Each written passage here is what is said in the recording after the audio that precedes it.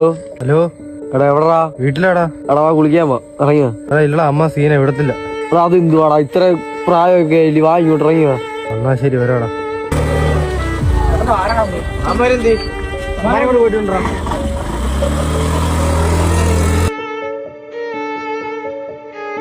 എവിടെയാടാ പോന്നെ? കൊറേ ആയല്ലോ.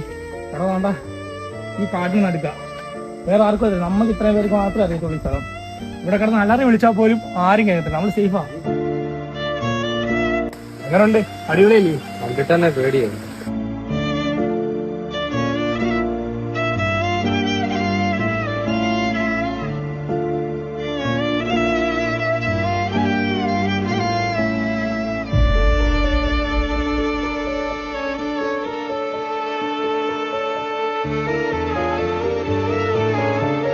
നോക്കിയൊക്കെ നിക്കടാ, കണ്ടിട്ട് തന്നെ പേടിയാവുന്നു.